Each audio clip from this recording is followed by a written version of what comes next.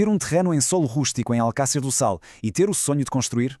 A pergunta parece simples, mas a resposta? Bem, essa está escondida no meio de regras bastante complexas.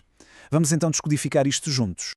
Ok, vamos lá mergulhar nisto. Imaginem que recebem um documento como este, vindo da Câmara Municipal. É um parecer oficial, sim, mas é denso, cheio de referências a leis, a decretos. A primeira reação pode ser um bocadinho avassaladora. A pergunta que fica no ar é mesmo esta. No meio de tanta linguagem técnica, o que é que isto significa na prática? O projeto é viável ou não é? É exatamente isso que vamos tentar clarificar passo a passo. Primeiro que tudo, o mais importante. Temos de perceber qual é a identidade fundamental do terreno, ou seja, qual é a sua classificação oficial. A base disto tudo é o conceito de solo rústico. Basicamente, estamos a falar de um terreno que não é considerado urbano. A sua vocação principal é para atividades como agricultura, floresta, etc. O que quer dizer que qualquer construção tem de seguir regras muito restritas. E este quadro é ótimo porque, no fundo, ele simplifica a informação daquele documento oficial. Pensem nisto como o cartão de cidadão do terreno. Neste exemplo, diz que está classificado como solo rústico e está dentro da zona específica de espaços agro-silvopastorizes. E, muito importante, tem condicionantes. Pertence à Reserva Agrícola Nacional e está próximo de cursos de água. Estas são, digamos assim, as regras do jogo. Agora, antes mesmo de pensar em tijolos ou cimento, há uma lista de coisas básicas que têm mesmo de ser cumpridas. Sem isto, o projeto nem sequer arranca. E o artigo 33 do Plano Diretor não podia ser mais claro. Ponto 1. Tem de haver um acesso para um carro chegar ao local ou tem de ser possível criar esse acesso. Ponto 2. Ligação à água e luz da rede pública. E ponto 3. Se não houver saneamento, é obrigatório instalar uma fossa cética. São 3 sines que temos de ter para poder avançar. E o ponto crucial é mesmo este. Falhar num destes 3 pontos significa, à partida, que o projeto é considerado inviável. Não há como dar a volta. É a primeira grande barreira a ser ultrapassada. Ok, assunto das infraestruturas resolvido. Passemos então aos números concretos, ou seja, aos limites físicos que vão definir o próprio edifício. Antes de mais, é preciso perceber o que é o índice de utilização do solo. Pensem nisto como uma regra que diz, da área total que o terreno tem, a construção só pode ocupar esta pequena percentagem. É isto que garante que as construções em solo rústico continuam a ser uma exceção, e não a regra.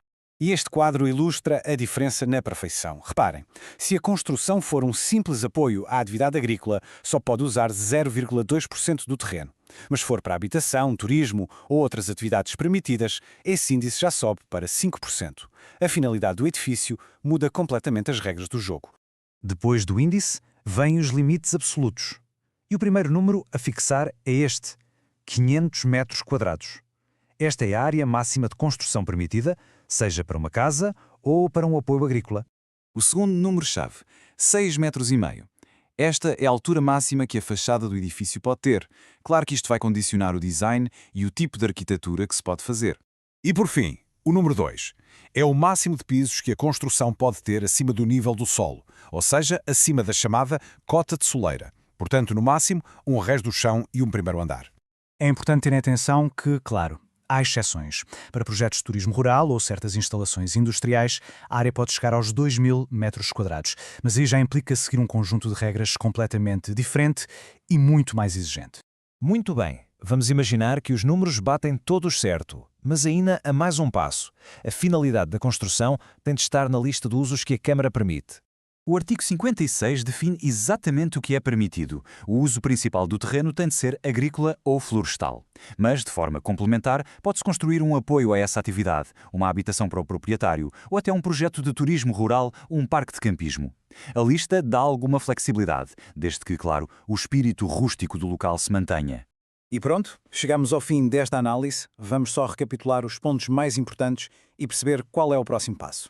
Portanto, a checklist essencial é esta. Primeiro, confirmar a classificação exata do terreno.